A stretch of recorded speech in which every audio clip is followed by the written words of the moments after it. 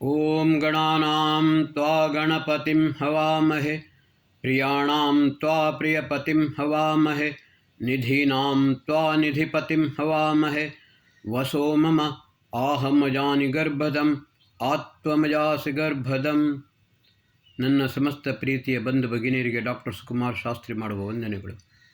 ಬಂಧುಗಳೇ, ಮಹರ್ಷಿ ಯಾಸ್ಕರು ನಿರುಕ್ತದಲ್ಲಿ ಹಸ್ತೋ ಹಂತೆ ಪ್ರಾಶುರ್ ಹನನೆ ಎಂದು ಬರೆದಿದ್ದಾರೆ. ಇದರ ತಾತ್ಪರ್ಯ ಏನು ಅಂತ ಹೇಳಿದರೆ, ಭಗವಂತ ನಮಗೆ ಕೊಟ್ಟದ್ದು ಎರಡು ಕೈ, ಕೇವಲ ಕರ್ಮ ಮತ್ತು ದಾನವನ್ನು ಮಾಡೋದಕ್ಕೆ ಮಾತ್ರವಲ್ಲ.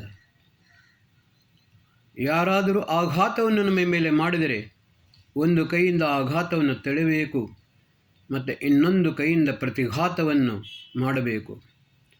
ನಾವು ಮಾಡಿದ ಪ್ರತಿಘಾತ ಎಷ್ಟು ಪ್ರಬಲವಾಗಿರಬೇಕೆಂದರೆ ಅವನು ಇನ್ನೊಂದು ಸಲ ಆಘಾತ ಮಾಡಲು ಸಾಹಸವನ್ನು ಕೂಡ ಮಾಡಬಾರದು.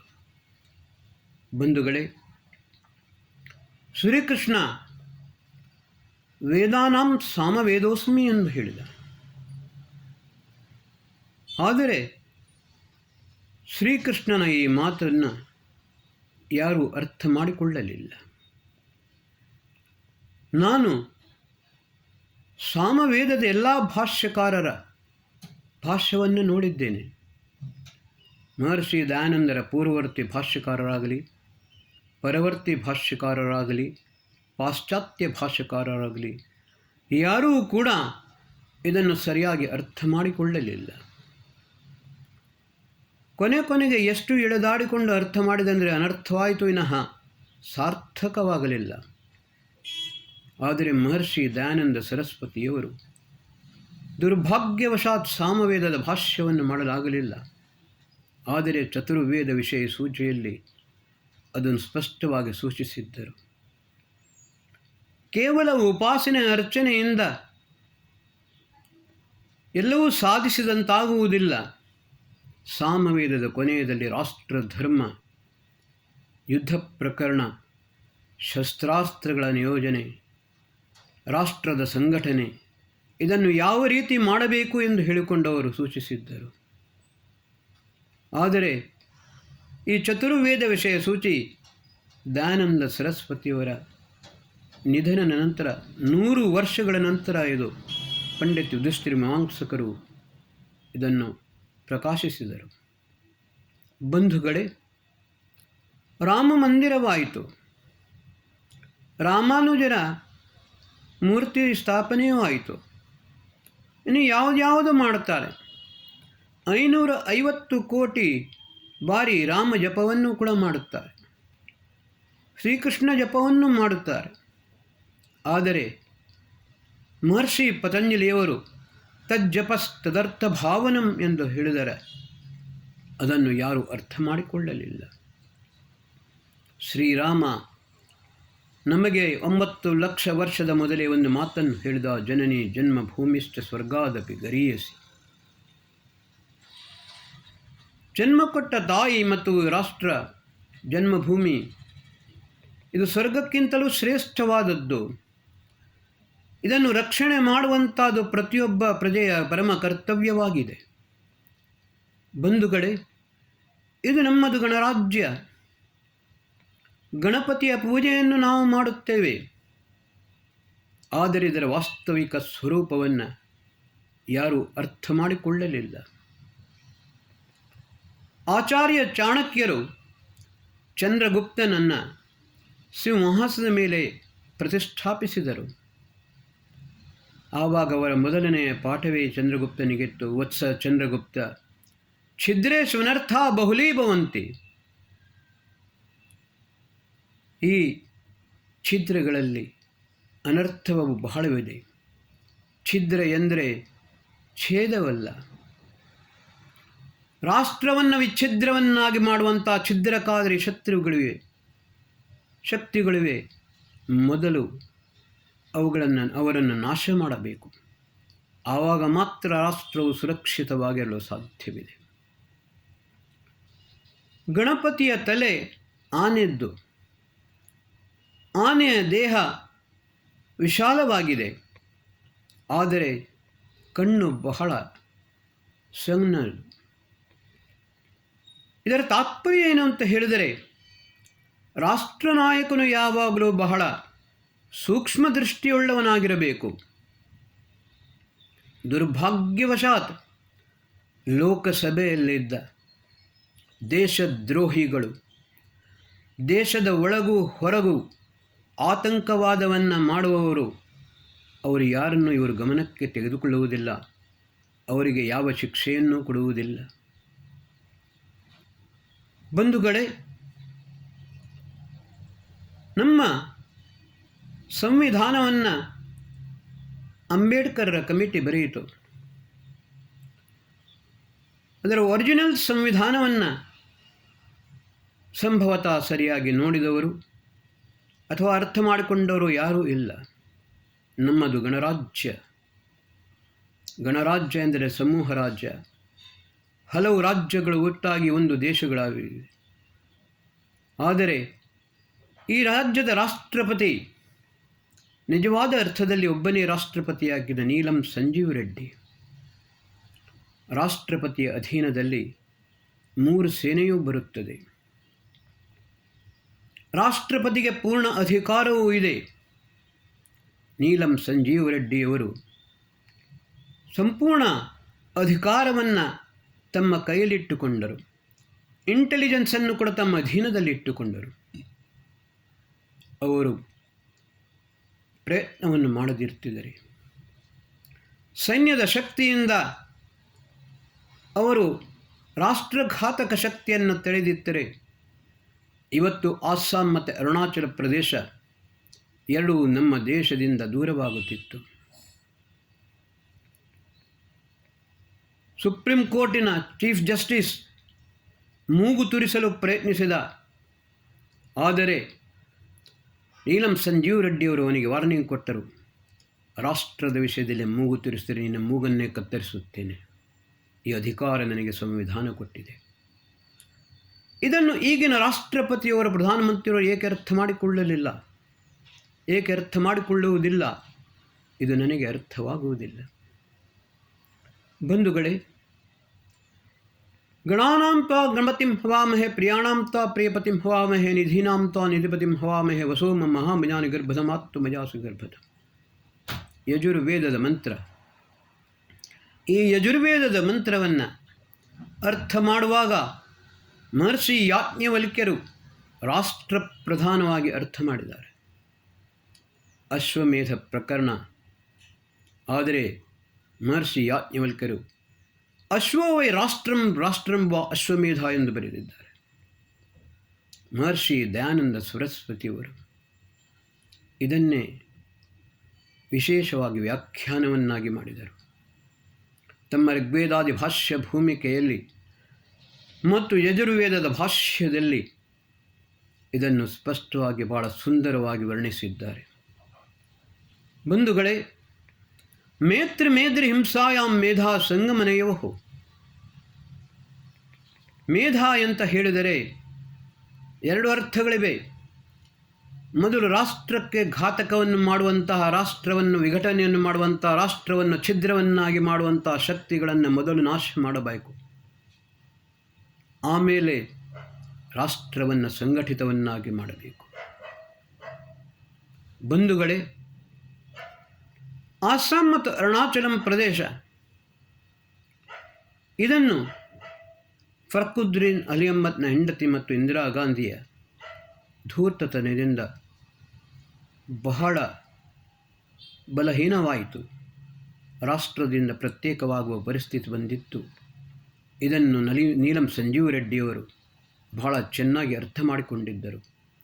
ಅದಕ್ಕೋಸ್ಕರ ಮೊಟ್ಟ ಮೊದಲು ಅವರು ಇದನ್ನು ಉಳಿಸುವ ಪ್ರಯತ್ನವನ್ನು ಮಾಡಿದರು. ಹಾಗೆಯೂ ಅದನ್ನು ದೇಶದಿಂದ ಪ್ರತ್ಯೇಕವಾಗಿ ಆಗಲು ಬಿಡಲಿಲ್ಲ. ಪಂಜಾಬಿನಲ್ಲಿ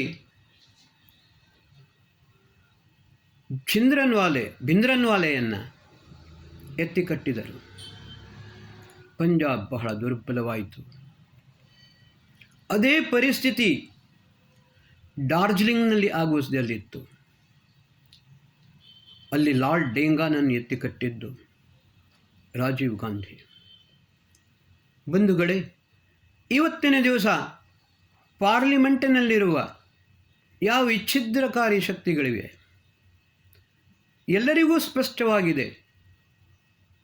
ಪ್ರತ್ಯಕ್ಷವಾದರೂ ಕೂಡ ಸ್ಪಷ್ಟವಾದರೂ ಕೂಡ ರಾಷ್ಟ್ರವನ್ನು ವಿಚ್ಛಿದ್ರವನ್ನಾಗಿ ಮಾಡುವಂತಹ ಶಕ್ತಿಗಳು ಇವರಿಗೆ ಯಾಕೆ ದಂಡಿಸುವುದಿಲ್ಲ ಗೊತ್ತಿಲ್ಲ. ರಾಷ್ಟ್ರದ ಮೇಲೆ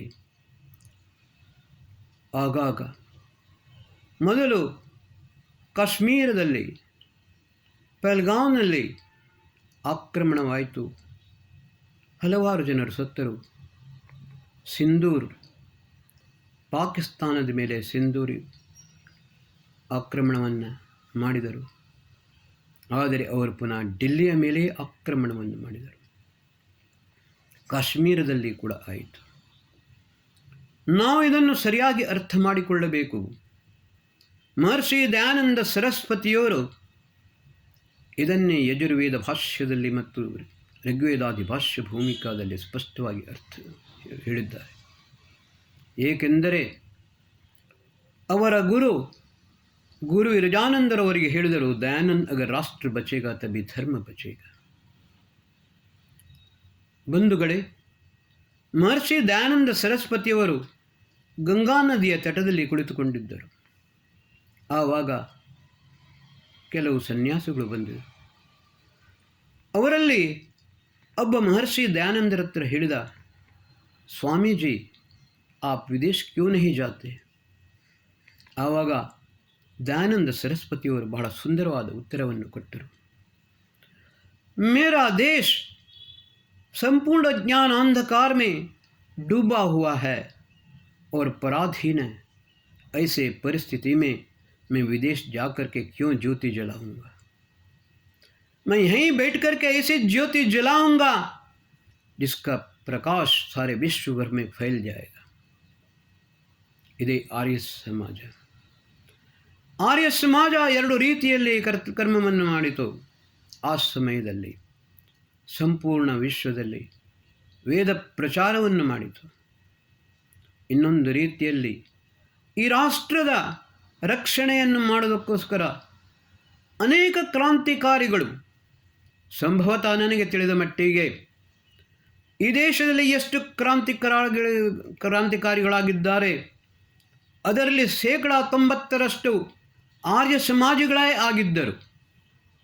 ಬಂಧುಗಳೇ, ಈ ರೀತಿ ರಾಷ್ಟ್ರದ ಸಂರಕ್ಷಣೆಯನ್ನು ಮಾಡಲು ಮಹರ್ಷಿ ದಯಾನಂದರು ಪ್ರಯತ್ನಿಸಿದರು, ಪ್ರೇರೇಪಿಸಿದರು.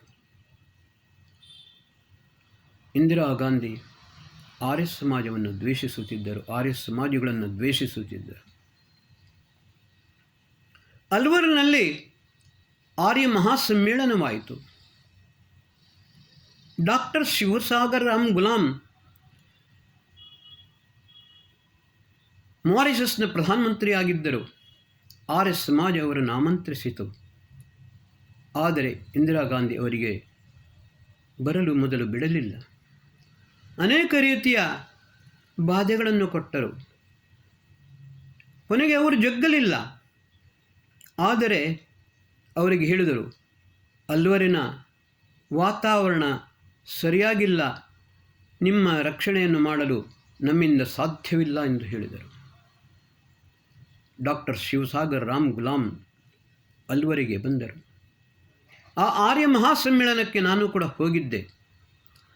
ಮೊದಲು ಅವರು ಒಂದು 5-10 ನಿಮಿಷ ಹಿಂದಿಯಲ್ಲೇ ಭಾಷಣವನ್ನು ಮಾಡಿದರು.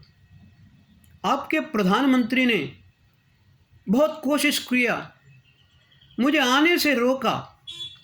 अंत में मैंने एक बात कही, मैं आर्य समाजी हूँ और आर्य समाज के बंधुओं ने मुझे आमंत्रित किया है. इस आर्य समाज मेलन में मैं भाग लूँगा और उसके लिए कितनी मुसीबतें उठानी पड़े, कितने कष्ट झेलने पड़े, इसकी मुझे परवाह नहीं है. बंधुगळे, ಈ ಆರ್ಯ ಸಮಾಜ ಸಂಪೂರ್ಣ ವಿಶ್ವದಲ್ಲಿ ಇವತ್ತು ವ್ಯಾಪಕವಾಗಿದೆ. ಆದರೆ ಧ್ಯೇಯ ಧೋರಣೆ ಇದನ್ನು ನಾವು ಸರಿಯಾದ ರೀತಿಯಲ್ಲಿ ನಡೆದುಕೊಂಡು ಹೋಗುತ್ತಿದ್ದೇವೆಯೇ? ಸ್ವರ್ಗ ಕಾಮೋ ಯಜೇತ್, ಮಹರ್ಷಿ ದಯಾನಂದರು ಇದನ್ನು ವಿರೋಧಿಸಿದ್ದಾರೆ. ಯಜ್ಞೋ ವೈ ಶ್ರೇಷ್ಠತಮಂ ಕರ್ಮ. ಯಜ್ಞವೇ ಶ್ರೇಷ್ಠ ಕರ್ಮ ಎಂಬುದು ಯಾಜ್ಞಿಕಯುಗದಲ್ಲಿ ಆಗಿತ್ತು. ಆದರೆ ಮಹರ್ಷಿ ಯಾಜ್ಞವಲ್ಕ್ಯರು ಶತಪಥ ಬ್ರಾಹ್ಮಣದಲ್ಲಿ ಹೇಳಿದುದನ್ನು ಅದನ್ನೇ ಪ್ರಭುವನ್ನಾಗಿಟ್ಟುಕೊಂಡು ಮಹರ್ಷಿ ದಯಾನಂದರು ಸಮಸ್ತ ಶ್ರೇಷ್ಠ ಕರ್ಮಗಳು ಕೂಡ ಯಜ್ಞವೇ ಆಗಿವೆ. ಅದರಲ್ಲಿ ಪ್ರಧಾನವಾದದ್ದು ರಾಷ್ಟ್ರಧರ್ಮ. ಒಬ್ಬ ರಾಜ ತನ್ನ ರಾಷ್ಟ್ರವನ್ನು ಸುಶಿಕ್ಷಿತ, ಸುಸಂಸ್ಕೃತ, ಸುಸಮೃದ್ಧ, ಸುಸಂಘಟಿತ, ಶ್ರೇಷ್ಠ ರಾಷ್ಟ್ರವನ್ನಾಗಿ ಮಾಡಿದರೆ ಅದು ಅಶ್ವಮೇಧ ಯಾಗಕ್ಕಿಂತಲೂ ಶ್ರೇಷ್ಠವಾಗುತ್ತದೆ. ಈ ಮಾತನ್ನು ಮಹರ್ಷಿ ದಯಾನಂದರು ಕೂಡ ಬಹಳ ಸ್ಪಷ್ಟವಾಗಿ ಹೇಳಿದ್ದಾರೆ. ಅದಕ್ಕೋಸ್ಕರ ಆ ಸಮಯದಲ್ಲಿಯೂ ಕೂಡ ಸ್ವರ್ಗಕಾಮೋ ಯಜೇತ್ ಎಂಬುದನ್ನು ಹೇಳಿದವರನ್ನು ಅವರು ಉತ್ತರ ವೇದೆಯಲ್ಲಿ ಇಟ್ಟರು, ದಕ್ಷಿಣ ವೇದೆಯಲ್ಲಿ ಇಡಲಿಲ್ಲ. ಮಹರ್ಷಿ ದಯಾನಂದರು ಕೂಡ ಅದನ್ನೇ ವಿರೋಧಿಸಿದರು. ಅವರು ದೇಶದ, ವಿಶ್ವದ ಸಂರಕ್ಷಣೆಗೋಸ್ಕರ ಈ ಯಜ್ಞ ಶ್ರೇಷ್ಠ, ಸಕಲ ಶ್ರೇಷ್ಠ ಕರ್ಮಗಳು ಕೂಡ ಸಂಪೂರ್ಣ ಜ್ಞಾನ ವಿಜ್ಞಾನ ರಾಷ್ಟ್ರವನ್ನು, ವಿಶ್ವವನ್ನು ಸುಸಂಸ್ಕೃತವನ್ನಾಗಿ, ಸುಶಿಕ್ಷಿತವನ್ನಾಗಿ, ಸುಸಮೃದ್ಧವನ್ನಾಗಿ, ಸುಸಂಘಟಿತವನ್ನಾಗಿ ಮಾಡುವಂಥದ್ದು ಯಥಾರ್ಥ ರೂಪದಲ್ಲಿ ಯಜ್ಞವೇ ಆಗಿದೆ. ಸಕಲ ಶ್ರೇಷ್ಠ ಕರ್ಮಗಳು ಯಜ್ಞವೇ ಆಗಿವೆ. ಆರ್ಯ ಸಮಾಜದ ಧ್ಯೇಯ ಧೋರಣೆ ಇದೇ ಆಗಿದೆ. ನಾವು ಇದನ್ನು ಸರಿಯಾಗಿ ಅರ್ಥ ಮಾಡಿಕೊಳ್ಳಬೇಕು. ನಮ್ಮ ರಾಷ್ಟ್ರದ ರಕ್ಷಣೆಯನ್ನು ಮಾಡಬೇಕು. ಆನೆಯ ಕಿವಿ ಬಹಳ ವಿಶಾಲವಾಗಿದೆ. ಕಾರಣ ಎಲ್ಲವನ್ನೂ ಕೇಳಬೇಕು. ಗಣಪತಿಯ ತಲೆಯನ್ನು ಆನೆಯ ತಲೆಯನ್ನಾಗಿ ಮಾಡಿದ್ದಾರೆ. ಆದರೆ ನರೇಂದ್ರ ಮೋದಿಯವರು ಅಜಿತ್ ಡೋಭಲ್ರ ಮಾತನ್ನು ತನ್ನ ಗಮನಕ್ಕೆ ತೆಗೆದುಕೊಳ್ಳಲಿಲ್ಲ. ಯಾವ ದಿವಸ ನರೇಂದ್ರ ಮೋದಿಯವರು ಪ್ರಮಾಣ ವಚನ ಸ್ವೀಕರಿಸಿದರು, ಅದೇ ದಿವಸ ಅಜಿತ್ ಡೋಭಲ್ ಒಂದು ಮಾತನ್ನು ಹೇಳಿದರು. प्रधानमंत्री जी, मैं त्यागपत्र देना चाहता हूँ, क्योंकि बाहर के दुश्मनों से हम कितने में लड़ सकते हैं, लेकिन बाहर के शत्रुओं से ज़्यादा इस देश में हैं, और इनको दमन करना ये आपका काम है. ये काम हम नहीं कर सकते, इसका अधिकार भी हमको नहीं है. ಇದನ್ನು ಸರಿಯಾಗಿ ಅರ್ಥ ಮಾಡಿಕೊಳ್ಳಬೇಕಿತ್ತು. ರಾಷ್ಟ್ರ ನಾಯಕನು ಇದನ್ನು ಸರಿಯಾಗಿ ಅರ್ಥ ಮಾಡಿಕೊಳ್ಳಬೇಕು. ಮತ್ತು ಇವತ್ತಿನ ದಿವಸ ಪ್ರಜಾಪ್ರಭುತ್ವದಲ್ಲಿ ಪ್ರಜೆಗಳು ಕೂಡ ಅಷ್ಟೇ ಉತ್ತರದಾಯಿಗಳಾಗಿರುತ್ತಾರೆ. ರಾಷ್ಟ್ರದ ಸಂರಕ್ಷಣೆಯಲ್ಲಿ ಮಾಡುವುದು ಪ್ರತಿಯೊಬ್ಬ ಪ್ರಜೆಯ ಕರ್ತವ್ಯವಾಗಿದೆ. ದೇಶದ್ರೋಹಿಗಳಿಗೆ ಮತದಾನವನ್ನು ಮಾಡಿ ರಾಷ್ಟ್ರ ನಾಯಕನನ್ನು ದುರ್ಬಲವನ್ನಾಗಿ ಮಾಡುವಂಥ ನೀಚ ಕೃತ್ಯ ಕೆಲವು ಮತದಾರರು ಮಾಡುತ್ತಿದ್ದಾರೆ. ಇದು ಬಹಳ ದೊಡ್ಡ ದುರಂತ. ನಾವು ಒಳಗಿಂದ ಸುಸಂಘಟಿತರಾಗಿದ್ದರೆ ಹೊರಗಿನವರು ಯಾರೂ ನಮ್ಮನ್ನು ಬಗ್ಗಿಸಲು, ಕುಗ್ಗಿಸಲು, ಆಘಾತವನ್ನು ಮಾಡಲು ಸಾಧ್ಯವಿಲ್ಲ. ಆದರೆ ನಾವೇ ಒಳಗಿನಲ್ಲಿ ಆತಂಕವಾದವನ್ನು ಹೆಚ್ಚಿಸಿದರೆ, ನಮ್ಮಲ್ಲಿ ಸ್ವಾರ್ಥ ಸಾಧಕರು, ದೇಶದ್ರೋಹಿಗಳು ಹೆಚ್ಚಾದಾಗ ಅವರಿಗೇ ಮತದಾನವನ್ನು ಮಾಡಿಕೊಂಡು ಈ ರಾಷ್ಟ್ರವನ್ನು ದುರ್ಬಲವನ್ನಾಗಿ ಮಾಡಿದರೆ ಆವಾಗ ಈ ರಾಷ್ಟ್ರವನ್ನು ರಕ್ಷಿಸುವುದು ಬಹಳ ಕಷ್ಟವಾಗುತ್ತದೆ. ರಾಷ್ಟ್ರದ ರಕ್ಷಣೆಯಾದರೆ ಮಾತ್ರ ಧರ್ಮದ ರಕ್ಷಣೆಯಾಗುತ್ತದೆ. ಸಂಪೂರ್ಣ ವಿಶ್ವದ ರಕ್ಷಣೆ ಭಾರತದ ಮೇಲೆ ಇದೆ. ಭಾರತ ಶಬ್ದದ ಅರ್ಥವೇ ಇದೆ. ಸಂಪೂರ್ಣ ವಿಶ್ವವನ್ನು ಭರಣ ಪೋಷಣೆ ಮಾಡಿದಂಥದ್ದು. ಸಂಪೂರ್ಣ ವಿಶ್ವಕ್ಕೆ ಜ್ಞಾನ ವಿಜ್ಞಾನವನ್ನು ಕೊಟ್ಟಂಥದ್ದು. ಸಂಪೂರ್ಣ ವಿಶ್ವದ ರಕ್ಷಣೆಯನ್ನು ಮಾಡಿದಂಥದ್ದು. ಚಂದ್ರಗುಪ್ತನಿಗೆ ಚಾಣಕ್ಯ ಕೊಟ್ಟ ಉಪದೇಶ ಇದೆ. ಭಾರತದ ಒಂದು ಸುಂದರ ಸ್ವರೂಪವನ್ನು ಆಚಾರ್ಯ ಚಾಣಕ್ಯರು ಚಂದ್ರಗುಪ್ತನಿಗೆ ಬೋಧಿಸಿದರು. ಇದರಿಂದಾಗಿ ವಿಶಾಲವಾದ ಈ ರಾಷ್ಟ್ರ ಭಾರತವು ಆ ಸಮಯದಲ್ಲಿ ಆಗಿತ್ತು. ಅದರ 1/4 ಎಂದರೆ ಕಾಲಾಂಶ 25% ಕೂಡ ಈ ಸಮಯ ಇಲ್ಲ. ನಾವು ಇದನ್ನು ಅರ್ಥ ಮಾಡಿಕೊಳ್ಳಬೇಕು. 140 ಕೋಟಿ ಜನಸಂಖ್ಯೆ ಆಗಿದೆ ಎಂದು ಹೇಳುತ್ತಾರೆ. ಆದರೆ ಒಂದು ಮಾತನ್ನು ಸ್ಪಷ್ಟವಾಗಿ ಹೇಳುತ್ತೇನೆ, ದೇಶದ್ರೋಹಿಗಳು ಯಾವತ್ತೂ ರಾಷ್ಟ್ರದ ಪ್ರಜೆಯಾಗಲು ಸಾಧ್ಯವೇ ಇಲ್ಲ. ಇವರನ್ನು ಯಾವ ರೀತಿ ಸರ್ಜರಿ ಮಾಡಿಕೊಂಡು ಗ್ಯಾಂಗ್ರೀನ್ ಆಗಿದೆಯೋ ಅದನ್ನು ಕತ್ತರಿಸಿ ಪ್ರತ್ಯೇಕ ಮಾಡಿದಂತೆ ಪ್ರಬಲವಾದ ಸರ್ಜರಿಯನ್ನು ಮಾಡಬೇಕು. ದೇಶದ್ರೋಹಿಗಳಿಗೆ ಪ್ರಬಲವಾದ ದಂಡನೆಯನ್ನು ಕೊಡಬೇಕು. ಈ ದೇಶದ ಪ್ರತಿಯೊಂದು ಕ್ಷೇತ್ರದಲ್ಲಿಯೂ ಕೂಡ ದೇಶದ್ರೋಹಿಗಳಿದ್ದಾರೆ. ಡಾಕ್ಟರ್ಸ್ಗಳು, ಇಂಜಿನಿಯರ್ಸ್ಗಳು, ಜಡ್ಜಸ್ಗಳು, ಪ್ರೊಫೆಸರ್ಸು, ED, CAJ, ಪ್ರತಿಯೊಂದು ಡಿಪಾರ್ಟ್ಮೆಂಟ್ನಲ್ಲಿ, ಸುಪ್ರೀಂ ಕೋರ್ಟ್ನಲ್ಲಿ ಎಲ್ಲ ಕಡೆಯಲ್ಲಿಯೂ ಕೂಡ ಈ ರಾಷ್ಟ್ರವನ್ನು ಒಂದು ದುರ್ಬಲವನ್ನಾಗಿ ಮಾಡುವಂತಹ ಶಕ್ತಿಗಳು ವ್ಯಾಪಿಸಿಕೊಂಡಿವೆ, ಭಯಾನಕ ವ್ಯಾಪಿಸಿಕೊಂಡಿವೆ. ಇದನ್ನು ನಾವು ಸರಿಯಾಗಿ ಅರ್ಥ ಮಾಡಿಕೊಳ್ಳಬೇಕು. ಒಂದೇ ಮಾತರಂ, ಇದನ್ನು ನಾವು ಸರಿಯಾಗಿ ಅರ್ಥ ಮಾಡಿಕೊಳ್ಳಬೇಕು. ಕಳೆದ ಎಪಿಸೋಡ್ನಲ್ಲಿ ನಾನು ನಿಮಗೆ ಹೇಳಿದ್ದೇನೆ ಇದನ್ನು. ಮಾತಾ ಭೂಮಿ ಪುತ್ರೋಹಂ ಪೃಥಿವ್ಯಾಹ, ಈ ಭೂಮಿ ನನ್ನ ಮಾತೆ.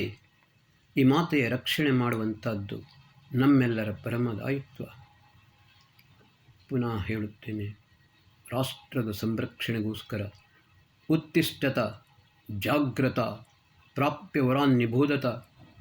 ಈ ರಾಷ್ಟ್ರ ರಕ್ಷಣೆಗೋಸ್ಕರ ಮತ್ತು ಧರ್ಮ ರಕ್ಷಣೆಗೋಸ್ಕರ ಮಹರ್ಷಿ ದಯಾನಂದ ಸರಸ್ವತಿಯವರು ಯಾವ ಜ್ಯೋತಿಯನ್ನು ಬೆಳಗಿಸಿದ್ದಾರೆ, ಯಾವ ಆಂದೋಲನವನ್ನು ಮಾಡಿದ್ದಾರೆ, ಅದು ಆಂದೋಲನವು ಇನ್ನೂ ವ್ಯಾಪಕವಾಗಬೇಕು.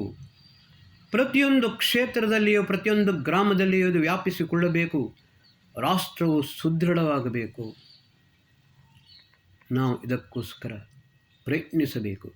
ಆರ್ಯ ಮಹಾಸಮ್ಮೇಳನ ಹಲವುಗಳಾಗಿವೆ, ಆದರೆ ಅದು ಸಾರ್ಥಕವಾಗುವುದು ಯಾವಾಗ ಎಂದು ಹೇಳಿದರೆ ಮಹರ್ಷಿ ದಯಾನಂದರ ಉದ್ದೇಶವು ಈಡೇರಿಸಿದಾಗ ಮಾತ್ರ. ಇದನ್ನು ಎಲ್ಲರೂ ಅರ್ಥ ಮಾಡಿಕೊಳ್ಳಿ. ನಮ್ಮ ರಾಷ್ಟ್ರವನ್ನು ಸಂರಕ್ಷಣಿಸಿ. ಈ ಸತ್ಯ ಸನಾತನ ವೈದಿಕ ಧರ್ಮ ಸಂಪೂರ್ಣ ವಿಶ್ವದಲ್ಲಿ ವ್ಯಾಪಿಸಲಿ. ಇದೇ ನನ್ನ ಇವತ್ತಿನ ಎಪಿಸೋಡ್ನಲ್ಲಿ ನಿಮ್ಮ ಮುಂದೆ ಮಾಡುವ ಕಳಕಳಿಯ ವಿನಂತಿ. ಓಂ ಶ